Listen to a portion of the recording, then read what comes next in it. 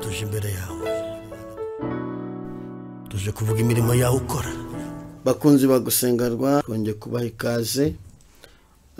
Ni Harerimana Werarisi. Dushimiye Imana ko Imana yaturinze, nawe kakurinda nanjye kandinda. Imana nishimwe, Imana nihabwe icyubahiro.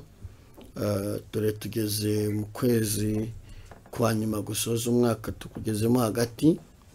Shimira Imana ko Imana yabanye nawe, Imana ikakurinda ndetse ikarinda n'abawe. Ntabwo ari ubuhanga, nta nubwo ari imbaraga, ahubwo n'urukundo. Imana yagukunze, irakuzigama, ntago ari n'imiti myinshi wanyweye, nta nubwo nta kintu na kimwe wagura ubuzima. Ushimira Imana ko ubuzima bwawe Imana ibubayeho, ibuzigamye. Rero turashima Imana ko Imana yaturinze. Imivumo yari hari myinshi, ibigeragezo ari byinshi, intambara ari nyinshi, ariko Imana yabanye natwe iraturinda. Nishimwe. Ndaza kuvuga ku gitabo cya Mose cya 4 cyo kubara, kivuga kubara. Turaza kuvuga ku bice byaho 23 ku murongo waho w'8. Naho turaza kuvuga, reka dutangire dusenga Imana. Kandi dushimiye abantu badusengera, dushimiye abantu badahema kutugira inama. Ntitwari duherutse, ariko ndazi ko uyu mwaka tugiye gutangira tuzabana namwe neza, bikagenda neza. Imana izagenda ibidufashamo. Mana, mu izina rya Yesu Kristo, tugushimiye imbaraga zawe zikomeye, tugushimiye umugambi wawe mwiza, tugushimiye ineza yawe, tugushimiye urukundo udukunda, tugushimiye ko ari wowe watuzigamye, tugushimiye ko ari wowe utwiyoborera, tugushimiye ko ari wowe ugenda uturinda ibyago n'amakuba. Warinze ababyeyi, urinda abagabo, urinda abakobwa, urinda abasore, urinda igihugu cyacu, urinda buri muntu wese. Turagushimye, warinze itorero, ntushimwe. Amashimwe n'ayawe. Ibyaduhinze byari byinshi, ibyaduhiga byari byinshi, ariko wabanye natwe. Turagushimye Uwiteka, uhabwe icyubahiro, kuko nta jambo na rimwe ujya uvuga ngo rihere. Ijambo ryose uvuze warisoza nk'Imana. Tugushimiye ko wabanye natwe rero mu ruhande rwacu. Inzobo zari nyinshi, zari zacukuwe, ariko wagiye uzisiba. Amagesera ari menshi, wagiye uyasiba. Turabigushimiye. Ibyahize ubugingo bwacu byari byinshi, ariko wabanye natwe. Turagushimye, waraturinze. Buri muntu wese mu ruhande rwe wabanye nawe, nushimwe, nuhabwe icyubahiro uko amubereye Imana muri byose. Ushimwe, utwebere kandi muri kano kanya twinjemo k'ijambo ryawe. Buri muntu wese ahemburwe n'iri jambo. Ijambo rimwubake, ijambo ryawe rimuvana, rigire aho rimushyitsa. Ijambo ryawe rirabohora, ijambo ryawe rirazura, ijambo ryawe rirakiza, ijambo ryawe rirarema. Buri muntu wese rero ujye kumvira ijambo rikiza indwara, rihindura amateka, rikubite hasi imbaraga mbi zose, ritesha agaciro imigambi ya shitani, rivuguruza inama zose z'ikuzimu. Ubwiza bw'Imana buganze muri byose, mu izina rya Yesu Kristo wa Nazareti, amen. Imana nishimwe, Imana nihabwe icyubahiro.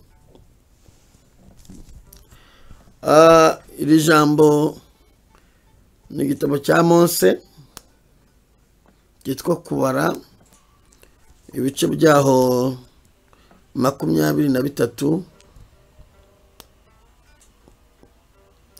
Turasoma ku murongo w'8. Aravuze ngo, navuma nte abo Imana itavumye, kandi narakarira nte abo Imana itarakariye. Amen. Uyu nguyu ni Balamu wavuze iri jambo Barake ubwo yaramutumye ngo najye kuvuma ubwoko bw'Imana. Barake we yifuzaga yuko Balamu agenda akabuvuma.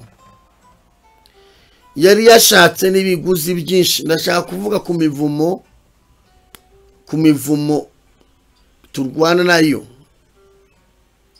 Hari imivumo umuntu avukana, hari imivumo abantu bakuvuma. Akenshi imivumo ntabwo abantu benshi babayizi ko bayifite. Imivumo burya hari ubwo uvumwa uri umwana, hari ubwo bakuvuma uri mukuru. Akenshi abakuvuma n'igihe bakwihisha bakajya ahantu batakubona. Ubu turi muri aya mezi, ubu hari ibyo bari kuvuma, ariko umwuka w'Imana nzanye hano umubwire ngo hari Imana ikiza imivumo. Hari Imana ikiza imivumo. Naho abantu bashyiraho imbaraga gute bagashakisha uburyo bwose bushoboka bwo kugira ngo imivumo ikokame. Hari Imana idukiza imivumo. Imana ishimwe. Hari Imana igikiza abantu imivumo kubwo kwizera, kubwo gusenga. Imana igikiza abantu imivumo. Uyu mugabo ngo baramujyana ku musozi mureba bati bitegera bavume. Biramunanira. Kuki byamunaniye? Kuki byamunaniye? Hari uwamutumaga wambaye inyama n'amaraso, ariko hari n'Imana y'umuremyi, hari n'Imana yaremye Balamu. Yamusuraga ikamuga ngo uravuga ibyo nkubwiye, ntabwo uravuga ibyo wibwiye. Hari uwamubwiraga ati genda ubamvumire ubumvishe. Hakaba n'Imana yakoreshaga Balamu ati Balamu witonde nubwo bagutumye, nubwo ugiye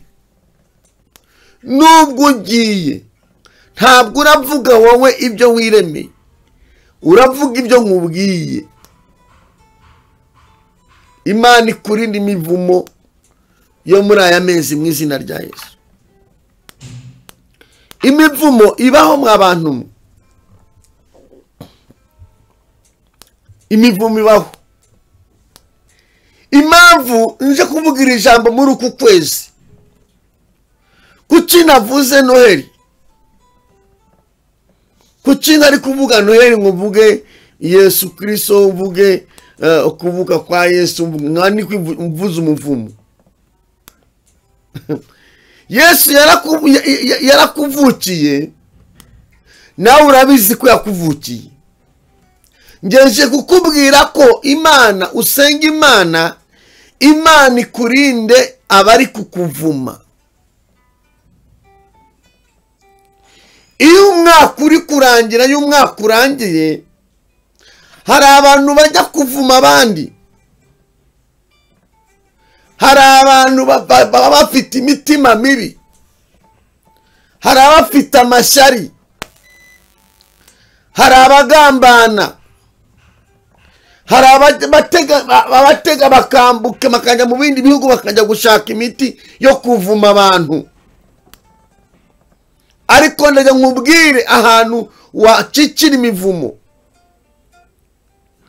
Nukora ubushakashatsi uzasanga umwaka ugiye kurangira habaho impfu nyinshi. Zimwe zikaza ari amagisida, abandi agapfa bitunguranye. Habaho ibintu bidasobanutse byo kuna abantu bapfa. Iyo n'umwaka utangira mu kwezi kwa mbere n'ukwa kabiri, naho ibyo bintu bikunda kubaho. Rero nje kukubwira ngo Imana ikurinde imivumo, kuko nasenze umwuka w'Imana arambwira ngo nze ntambukire ijambo ndibwire umuntu wese udukurikiye. Ufata akanya usenge, ubwire Imana ngo Uwiteka, imivumo y'abanyanga uyihindure ibyishimo by'umunezero ku buzima bwanjye. Ufata akanya uvuge ngo Uwiteka, imivumo y'abanyanga, imivumo y'abamiga, imivumo y'abahiga ubuzima bwanjye, uyihindure ibyishimo mu buzima bwanjye. Imivumo, iyo bavuga imivumo ntujye ngo nibyo ari ngo pu oyi, ni umuvumo umuroza kuvuma ugapfa uhagaze akakuvuma. Uyu muntu Barake, uyu Baraki, uyu muntu yari yitwaje Baramu. Uyu Baramu yari asanzwe azi kuvuma. Ikintu cyose yavumaga cyaremeraga. Ntabwo yari yoroshye, yari asanzwe yibitseho kuvuma, yari azi kuvuma icyo ari cyo. Ariko reka nkubwire, uko umuntu wese yaba azi kuroga, azi kugerageza, naho yaba yarabwiritseho bunahenze, iyo wizera Imana, iyo usenga, iyo ukijijwe, iyo wubaha Imana, Imana ikurinda imivumo. Imivumo, ndagira nkubwire ngo Imana igukize imivumo mu muryango wanyu. Ndavuga imivumo y'uburyo bugeze muri butanu. Hari imivumo yo mu muryango wanyu igukurikirana. Imivumo wavukanye utabigize uruhare, utanabizi. Nusoma nukurikirana mu mazina y'abantu, urumva hari abavuga ngo hari urasanga yitwa ngo Mbambazi, ngo Banyangira iki. Mbese usanga hari abantu bafite amazina ajyanye n'imivumo. Izina ryawe nushaka kumenya aho wavukiye, intambara yari ihari, ibibazo byari bihari, uzabikura ku izina ryawe. Uzabikura ku izina ryawe. Nk'izina ryanjye hari akazina k'akabyinirano banyita ngo Tishime, kaje uwari mukuru kuri njyewe baramwishe. Mvutse bahita bagatumva ni Imana ni Tuyishime pe. Reka nkubwire, wavutse abarozi batabishaka, uravuka. Ukura batabishaka, wiga batabishaka, ugejeje kuri iyi tariki batabishaka. Je kukubwira ko nibyo bari kuvuma ntacyo biragutwara.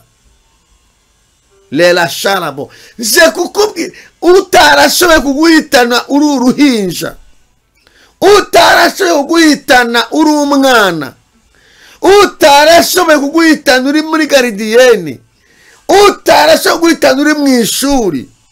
Uyu munsi umenye gusenga, ntabwo ari bwaraguhitana.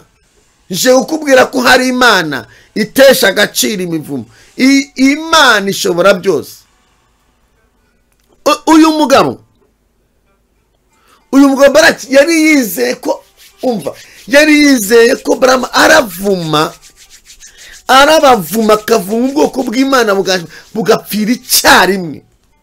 Reka mbabwire, umuntu usenga, umuntu ubana n'Imana, umuntu usenga akunda guhura n'ibigeragezo.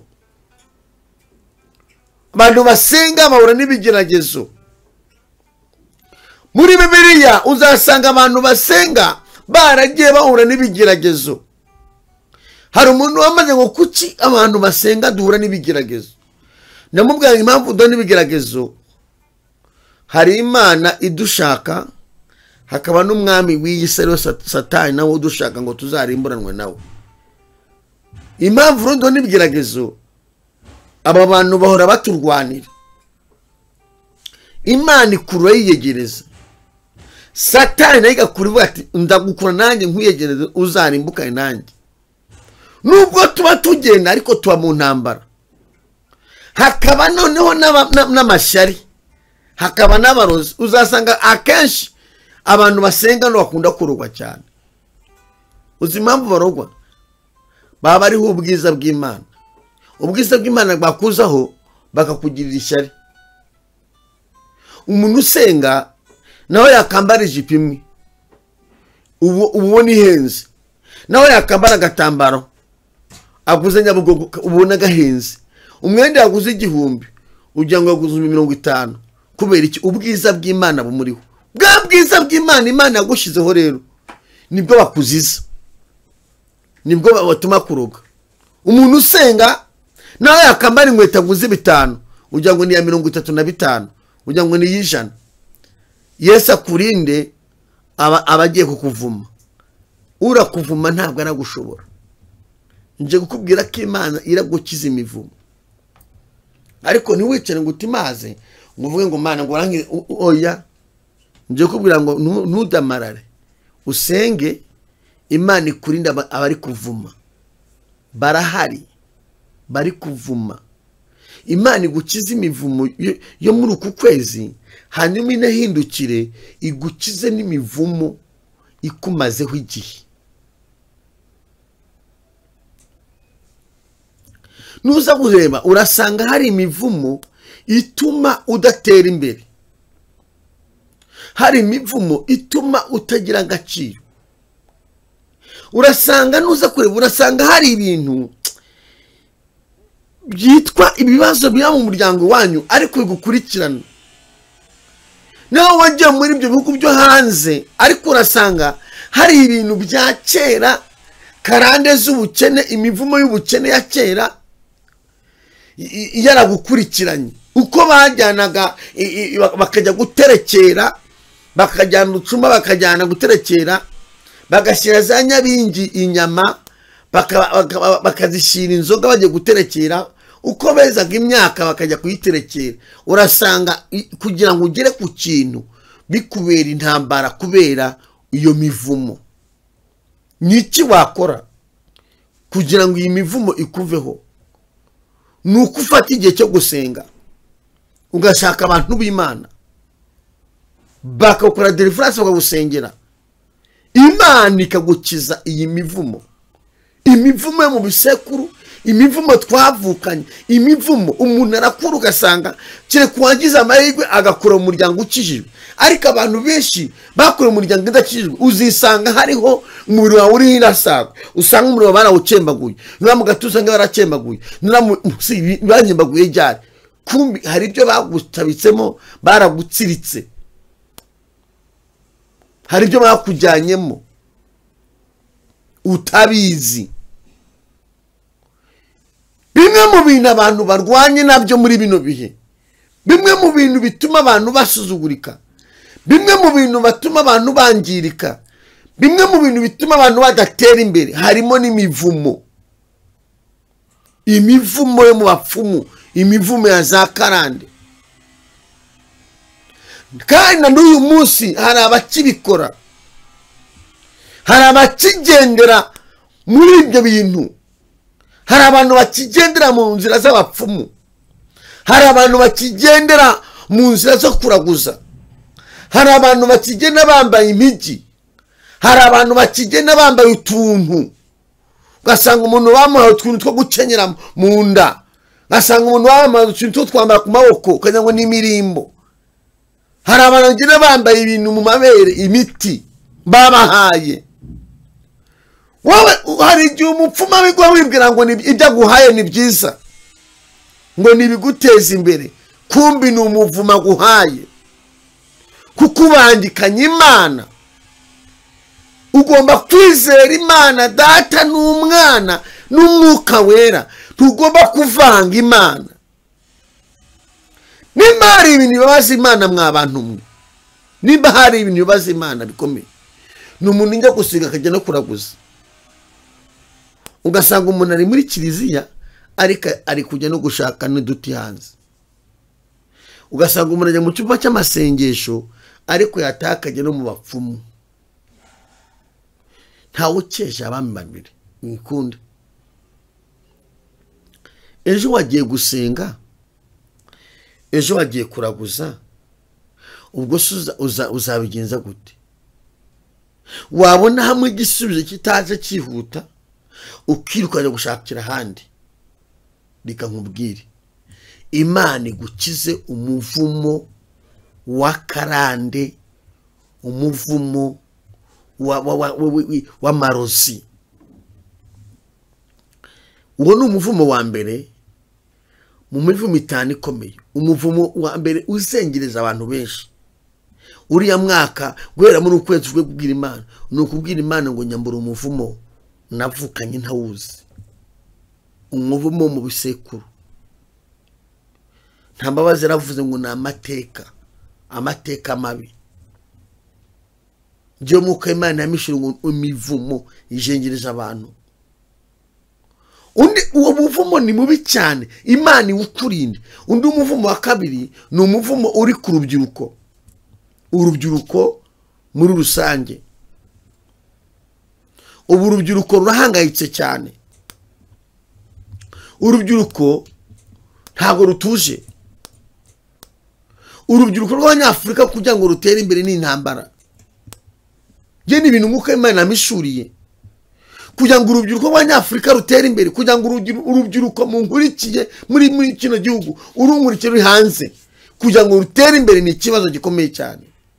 Kubera imbaraga z'inyuka mibi, kubera imbaraga z'imivumo, kubera imbaraga z'ibitambo, kubera imbaraga z'amarozi.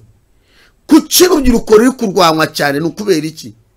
Niyo maboko y'ahazaza, niyo maboko y'isi, niyo maboko y'itorero, niyo maboko y'igihugu. Amaboko y'igihugu n'urubyiruko, amaboko y'itorero ni urubyiruko, amaboko y'ahazaza ni urubyiruko. Uyu munsi intambara ikomeye shitani yagabye, imivumo myinshi shitani yerekeje ku rubyiruko. Rubyiruko mukurikira gusenga rwa, rubyiruko mukunda gusenga, mwongera amasengesho kugira ngo iyi mivumo yose Imana ibashe kuyibakiza. Imbaraga nyinshi shitani yazerekeje ku rubyiruko. Niyo mpamvu murajya kubona urubyiruko ruri kwitwara ukuntu kutari kwiza. Bamwe bari kwambara ubusa, bandi bari gusambana, bandi bari mu biyoga, bandi bari mu bitabi, bandi bidoroze bameze nk'abasazi. Gusenga ubigire iby'agaciro mu buzima bwawe. Gusenga ubigire iby'igiciro gikomeye mu mibereho yawe. Kubera ko nimba ufite amahirwe ukaba uri urubyiruko gusenga, uzarokoka byinshi. Hari imivumo itazakugeraho, hari imbaraga zitazakugeraho. Ariko niba utari gusenga urahura n'ibibazo bikomeye.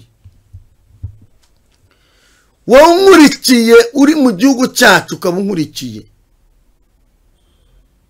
ndimo ndavuga ku rubyiruko.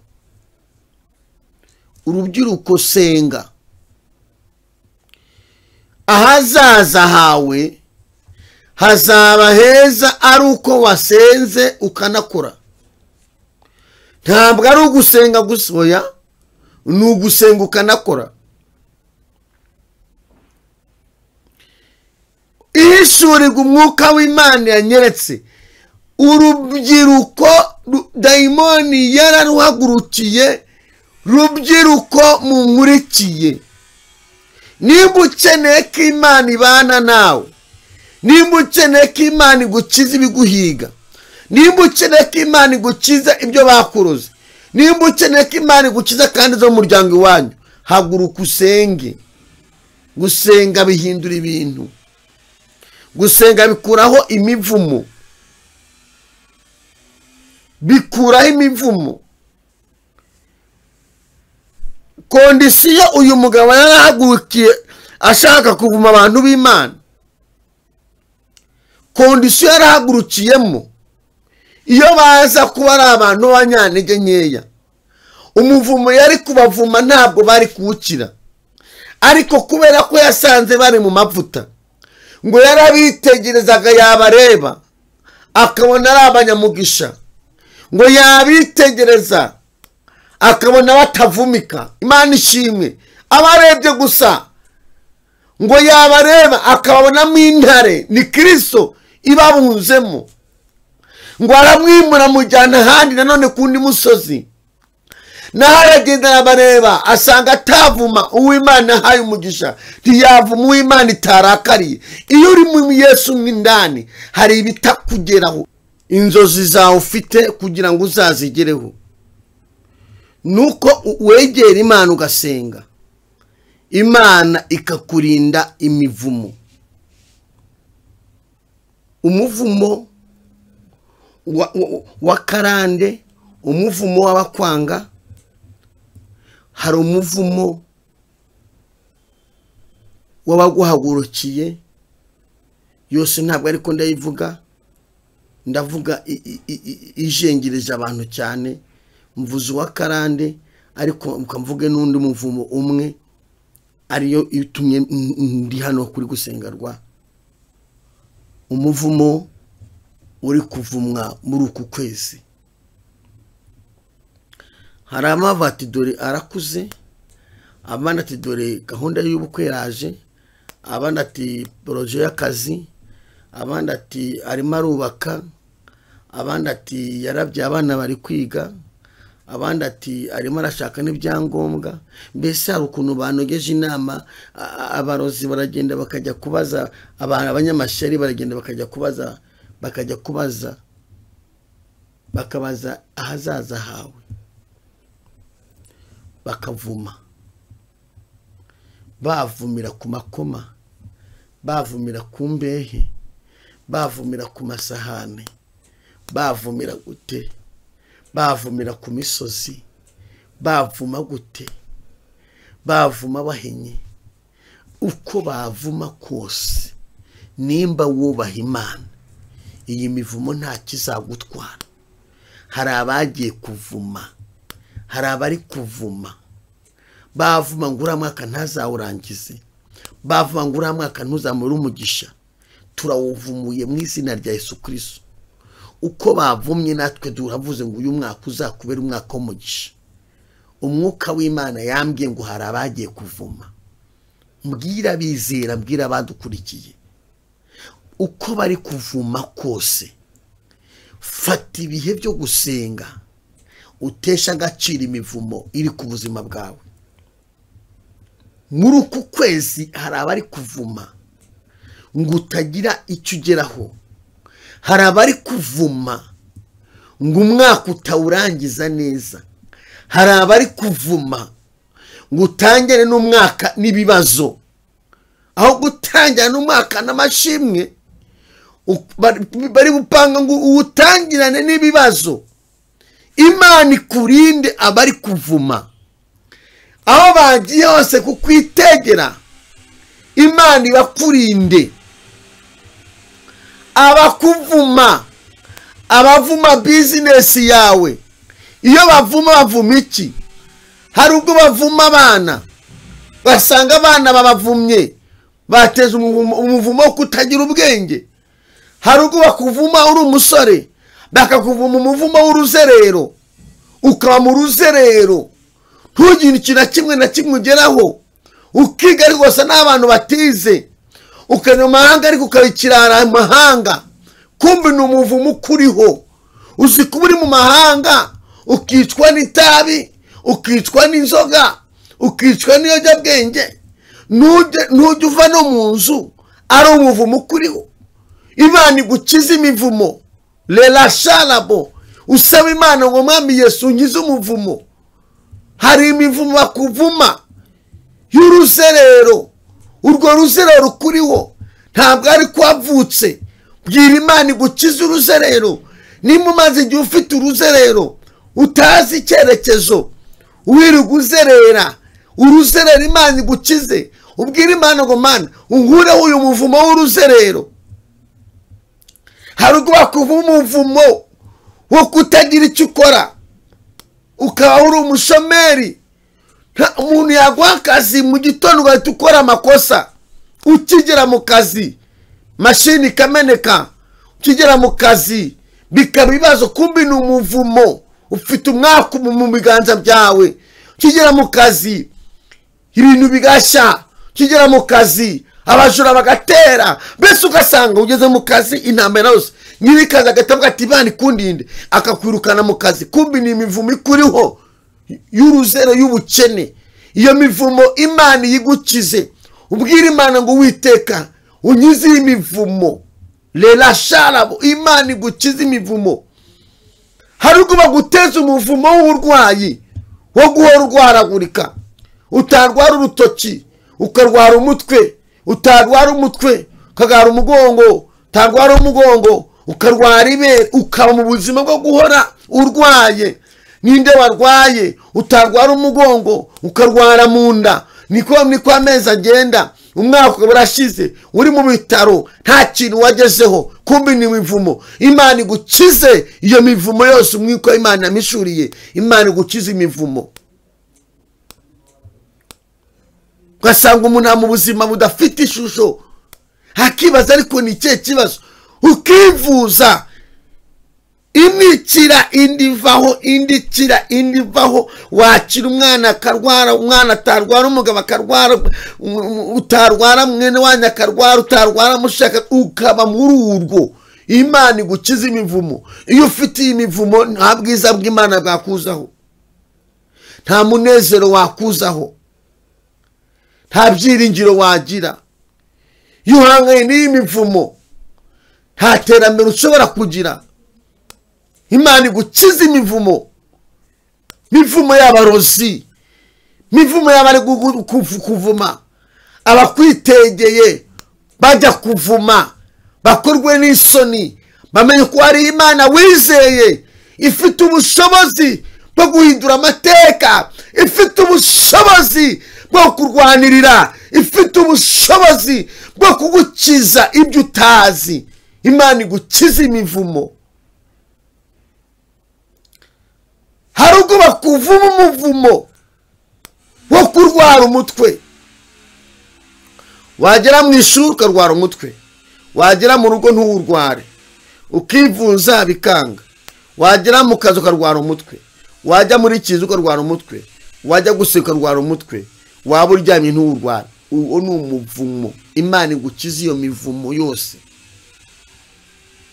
Iyo ni imivumo bakuvuma.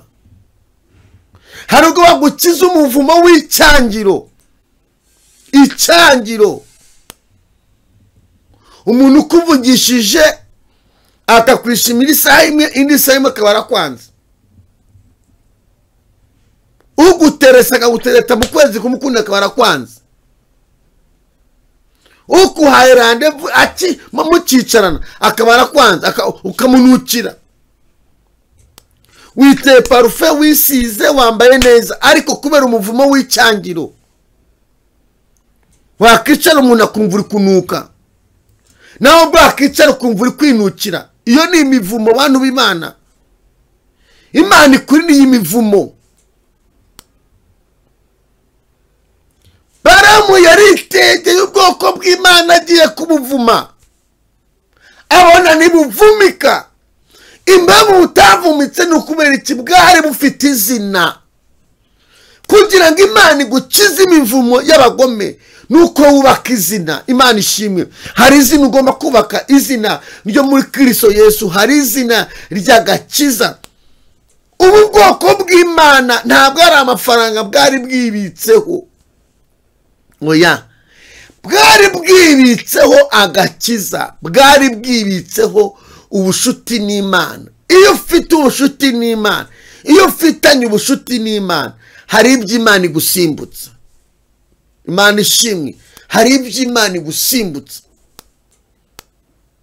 Imana igenda igusimbutsa imivumo. Umuvumo ni ahantu utagera. Buri umuvumo ni mubi, nawe waba uri i Burayi ugusangayo. Iyo udasenze umuvumo ni ikintu kibi, kuko ni ibintu abantu batongera n'amagambo bagakoresha n'imiti. Ni ibintu by'imyuka mibi bigenda mu bire utamenya ukuntu bimeze. Umuvumo ni mubi. umuvumo ni mubi ntaho umuvumo n'ubutamikano barabukurutse ariko umuvumo uragatsindwa.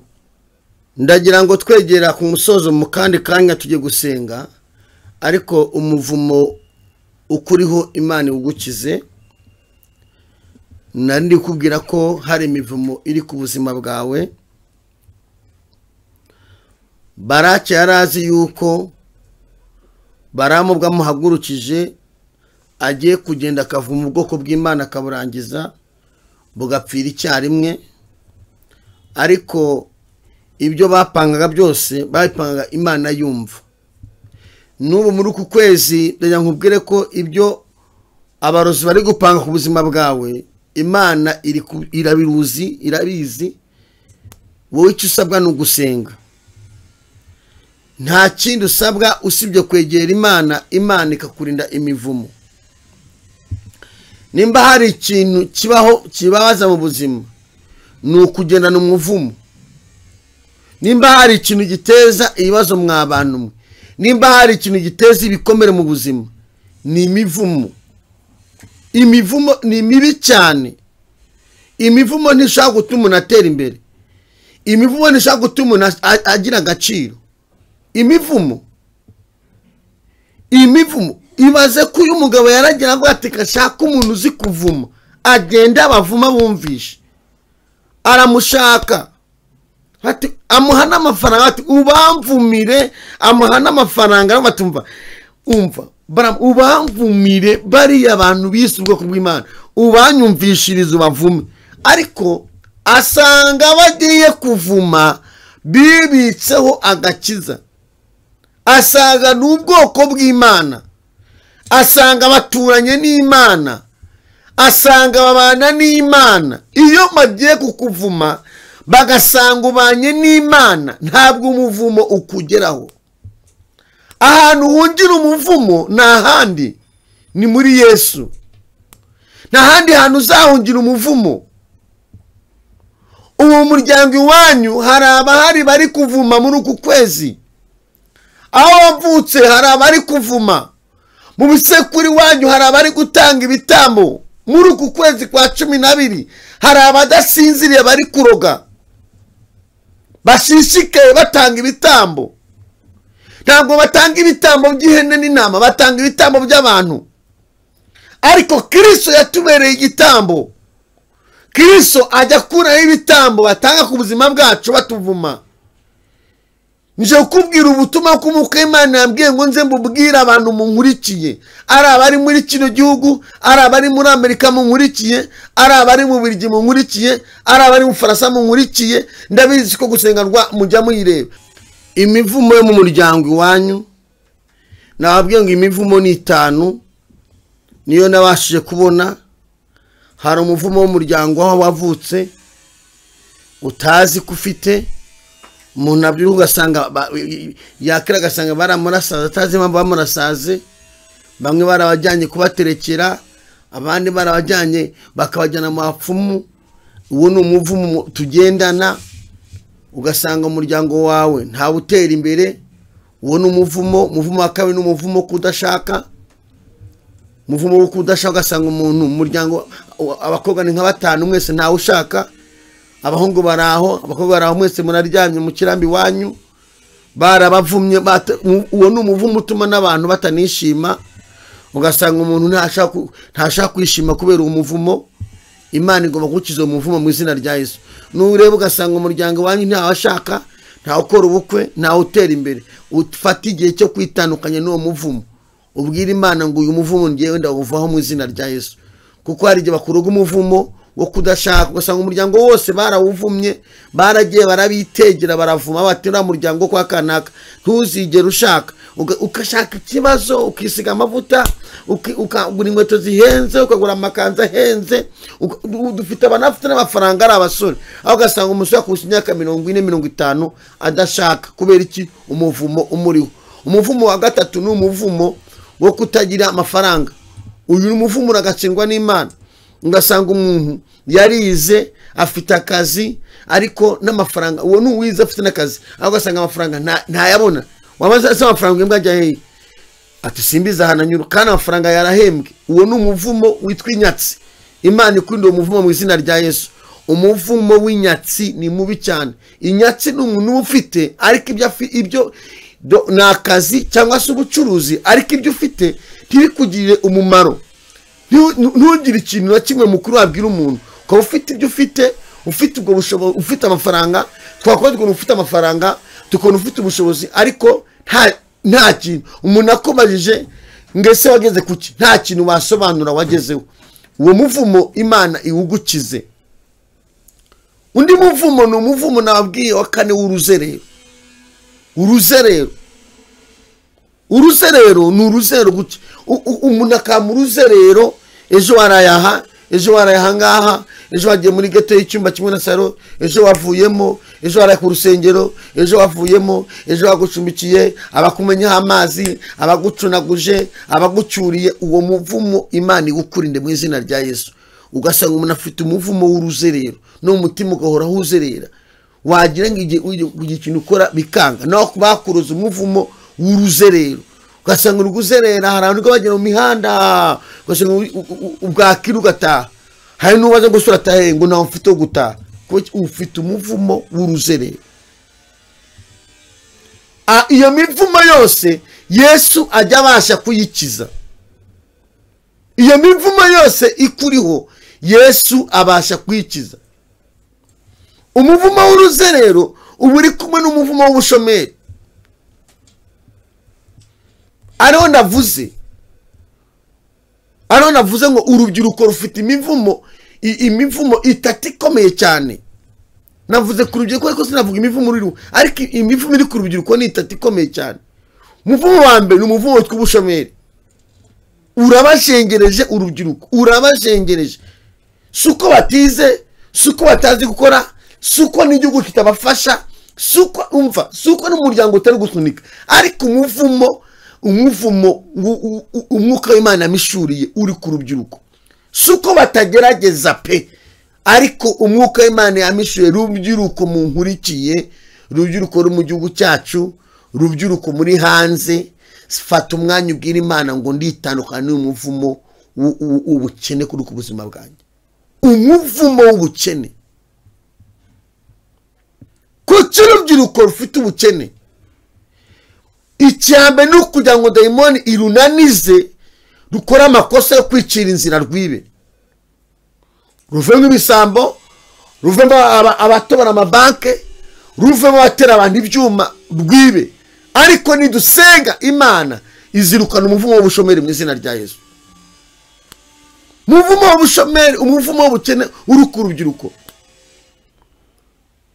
Ushaka gusanga umuntu amaze imyaka 8 arangije kwiga nta kazi afite ari urubyiruko. Nimba nta kazi akaba adacuruza, uyu muntu azashaka? Ntabwo bamubwira gushaka atabona n'amafaranga yo kwishyura n'icyo kibirayi ibikunda. Aho no harava iki? Kwidoroga. No harava ubusambanyi, no harava kujya mu kabari, no harava kwangirika. Yesu agukize umuvumo w'ubushomeri. Shuti y'Imana wonkurikiye, Imana igukize umuvumo w'ubukene, uragatsindwa n'Imana. Imana iwukurinde. Uyu muvumo ni uwa kane, ni mubi cyane w'ubukene. Nimwe ndavuga urubyiruko rufite imivumo itatu ikomeye. Umuvumo wa mbere ufite ni umuvumo w'ubukene. Nugize ngo agiye gutera imbere ashiduka byanze. Nukwemera gufasha arabihagarika. No. Uyu muvumo urabazamukana. Tuvuge n'abana b'imfubyi. Na nyoko wanyu wasiganye imitungo y'iwanyu gasigana n'iby'iwanyu. Nabikurekurira kandi azapfa yusige. Ubu ni imfubyi zo zifite hari umwana ushaka kubaza ngo nta nadukeya akanuduhari baradukabye. Yesu agukiza umuvumo w'ubukene uri ku buzima bwawe. Iyi mivumo niyo tugiye kuvugaho. Nababwiye ngo Noheli imibare ufite iratuma ujya Noheli. Noheli urayirya birukunde. Yesu nabanza gukiza umuvumo kuriho w'ubukene. Umuvumo wa kabiri ku rubyiruko ni umuvumo wo kudashaka. Urubyiruko urubyiruko rwinshi rufite iyo kibazo. Nimba urubyiruko maze kugira 60 utarashaka, wagize ngo ni wasezeye se? Yesu agukiza umuvumo wo kudashaka, uwo muvumo awuvane ku buzima bwawe. Wowe nkurikiye ucyumvira ijambo, ufata umwanya unujya usenga, ntukamara iminsi utavuga ngo mwami ungize imivumo iyo nzi niyo ntazi ku buzima bwanjye. Gukira imivumo nuko uyirukana. Bavuma bavuze natwe tubyikuraho tuvuze. Nutayirukana ntabwo izakuvaho, ariko nukana izakuvaho. Mana idukize imivumo. Umuvumo wa gatatu ukomeye cyane, simwihoremo kabyaramo. Muvumo wa gatatu ukomeye cyane ni umuvumo wo kutagira agaciro. Kasanga muntu icyo umuntu avuze ntabwo agaciro, ntibakumva, bakufata nk'umwana. Icyo cyose uri umwana ntiwumve. Imana iguha agaciro mu izina rya Yesu. Bibiri ngo ndetse n'umwana mutoya uzi gusenga Imana ntabwo azagira ubwoba, azafashwa no gusenga. Iyo bakuvumye nta gaciro ugira. Tugiye gusenga Imana, Imana ibakize imivumo mu izina rya Yesu. Imivumo, ubwo mvuze imivumo ntabwo nyirangije. Ndashaka gufata igihe cyo kuba kuri imivumo tukanayisengera. Imana ikatwirukanaho imivumo ituma tutagira amahoro. Itorero ryaravumwe. Ubitorero impamvu ribamo intambara, imivumo. Barabitegeye baravuma. Barozi baravumye. Nima mu mitoro harimo imyiryane, harimo ubugambanyi, harimo amarozi, harimo amashari. Mwitoro n'abantu bahungiraga mu nzu y'Imana, abantu bakanyura kakira. Ariko uyu munsi abantu bari gutinya inzu y'Imana kubera imivumo y'abadayimoni yinjiyemo. Ubujura, imanza, bundi cyane nabyutse itoro. Ntashaka kumva ngo umuntu ngo paseri yafunzwe ngo byanyenze. Ariko uyu munsi imivumo yaruzuye ku buryo bwiza bw'Imana bwavuye mu nzu y'Imana. Ahari ubwiza bw'Imana haje amashari, hazira riginda. Shitani iteza icyaka babateza umuvumo w'ubukene, ubukene gukunda iby'isi cyane. Iby'isi urabishaka ariko ntabwo ubisambira, ntabwo ubijyana. Kuwa gatatu nabwiye abantu ngo iyo umuntu apfuye nta n'igiceri cya 5 bamuhambana. Urabihiga byose, wajya gupfa bagasaka no mu ikofi. No mu ikofi bakuramo akara ko nta n'icya 5 ujyanye, bakakikuvanamo. N'urukweto rwiza bararukwambura. Nta bashingwana urukweto rwiza, beka babatitsiki n'ibyisi. Ibyo ushaka byose, ibyo uzageraho byose ni ibisigara, ntago ari ibyo uzajyana. Niyo mpamvu ukwiye gushaka Imana, kugira ngo Imana ibyo ushaka kugeraho uzabigeraho ari uko Imana igukije imivumo. Ndenya ngo dusenge. Baraki yari yizeye yuko Baramu bwamutumye aramuvumira ubwoko bw'Imana akaburangiza. Ariko ubwoko bw'Imana kubera imbaraga z'Imana no gusenga no gukiranuka byari biri ku buzima bwabo, byatumye aho kuvuma bagira umugisha. Aha bishatse kuvuga iki? Umuntu usenga ukijijwe wubaha Imana, iyo umuvumye umuhesha umugisha. Mu cyimbo cyo kumuvuma Imana ivumbuza umugisha. Uravangwa azapfa rushye, ejo agasubizwa ureba. Uravangwa azagakenyuka, ejo akarama. Uramuroga Imana ikarogora, uragambana Imana ikabikuraho. Ndakwifuriza gukiranuka.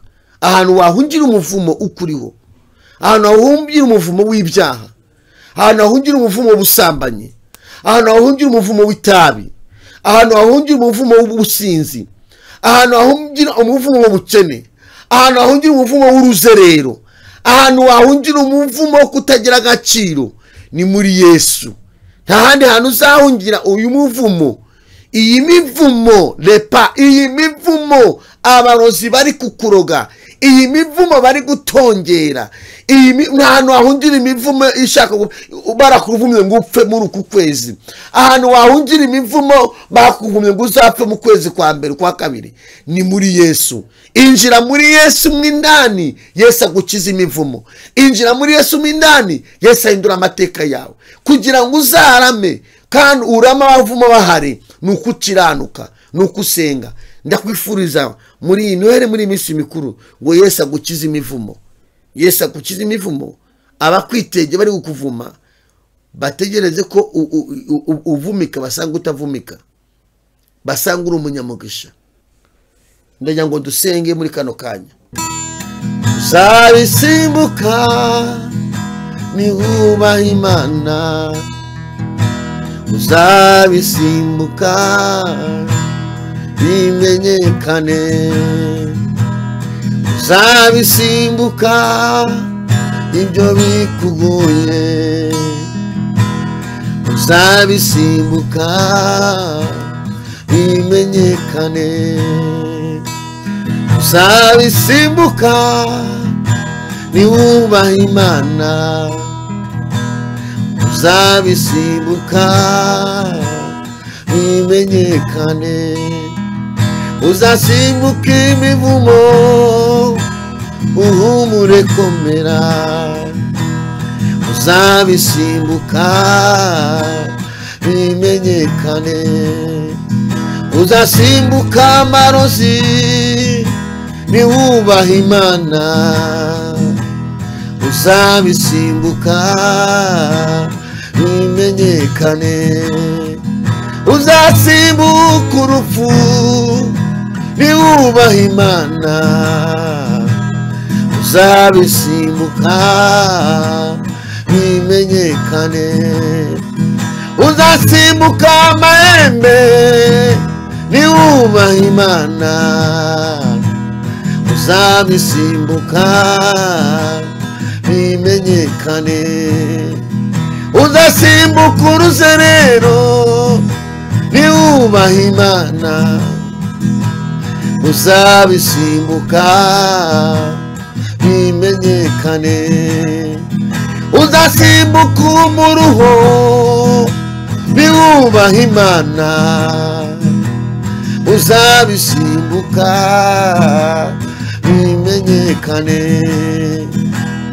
uzabisimbuka niwubaha Imana, uzabisimbuka bimenyekane, ibyo bari kukuroga niwubaha Imana, uzabisimbuka mama bimenyekane, uzasimbuka umuruho niwubaha Imana, yoyo uzabisimbuka bimenyekane, karande ziwanyu niwubaha Imana, uzazisimbuka bimenyekane, ayo magambo akuriho niwubaha Imana, ya uzayasimbuka bimenyekane, ubwo bukene bukuzengereje niwubaha Imana, uzabusimbuka bimenyekane, iyo minsi mibi baguha niwubaha Imana, uzayisimbuka bimenyekane, amazina mabi bakwise niwubaha Imana,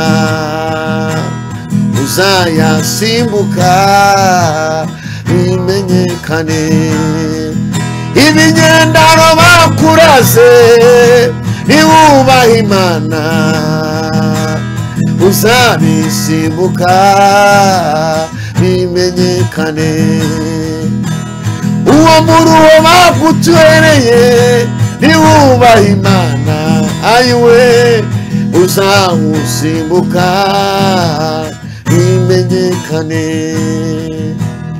uzabisimbuka niwubaha Imana, uzabisimbuka bimenyekane. Ndajya ngo usengere, bishobora kuba udakijijwe, bishobora kuba warasubiye inyuma, nta handi hantu wabona ubuhungiro, nta handi wahungira, ni muri Yesu honyine. Bariho uhungira, ubwira Yesu ngo Yesu mbabarira ibyaha byose nakoze, amaraso Yesu Kristo nakweze agutunganye, agukure mu isi. Yesu nakubabarire ibyaha byose wakoze, imbabazi z'Imana zize ku buzima bwawe, ufate umwanzuro wo gukiranuka. Hari ibyo ugiye gusimbuka muri uku kwezi kwa 12 turimo dusoza twinjira mu minsi mikuru. Biratangaje cyane. Ejo naciye ku muntu yari amapanga nkuko nari gupanga upanga Noheli, amapanga ari kuri moto, imodoka iraza iramukubita ahita yuma. Reka nkubwire, ukwiye kubaha Imana, Imana ikakuzigama. Uwo muvumo bari kukuvuma ngo utarangiza uyu mwaka, Yesu aguhe kurangiza kubera kubaha Imana. Mana mu izina rya Yesu Kristo wa Nazareti, uri Imana y'ububasha, uri Imana ikomeye. Ndasengeye umuntu wese udukurikiye, ndasengeye n'uzumva iri jambo mu izina rya Yesu Kristo wa Nazareti. Imbabazi zawe zihoraho iteka ryose. N'ahandi hantu twahungira imivumo, n'ahandi hantu twacicira imivumo, usibye muri wowe Kristo, usibye muri wowe. Abatwitegeye, abitegeye ababyeyi, abitegeye abakobwa, abitegeye abasore, abitegeye buri muntu wese, itorero igihugu, abiteguye kuvuma, abari kuvuma ni benshi, ariko hejuru y'abavuma hari imbaraga zawe. Nsebe buri muntu wese ngo yakiri imbabazi zituruka mu ijuru, ugambire gukizwa, ugambire kureka ibyaha, umuha imbabazi Uwiteka, umubare uko yagenze kose, amaraso Yesu Kristo amweza amuboneze. Numara kumweza, umukiza umuvumo umuriho. Hari umuvumo yisanzemo, hari ubuzima yisanzemo, asanga n'umuryango ngo ubuzima nibwo batuyemo. Uwo ni umuvumo uri ku bantu bamwe batazi. Uwo muvumo awuvemo mu izina rya Yesu. Twirukanye imivumo ya karande, twirukanye imivumo mu miryango, twirukanye imivumo y'uruzerero, twirukanye iyo bari kuvuma muri ako kwezi. Lope elemandore pa, iyo mivumo yose ninatararije mu izina rya Yesu Kristo. Aba bari bitegeye, bari kuvuma ababyeyi, bari kuvuma abagabo, iyo mivumo turayihagaritse. Iyo bari kuvuma urubyiruko turayirukanye. Buri muntu wese umurwanirire, umukize imivumo iyazi n'iyatazi, kandi umuha imbaraga zo gukiranuka kugira ngo acike imivumo miruho. Urakoze Mwami Yesu, kuri Imana ibikoze, ukarengera buri muntu wese mu izina rya Kristo wa Nazareti. Amen. Imana ibaho umugisha. Ijambo ry'Imana nakagaruka. Mwari muri kumwe na Imana Burarisi. Bye bye.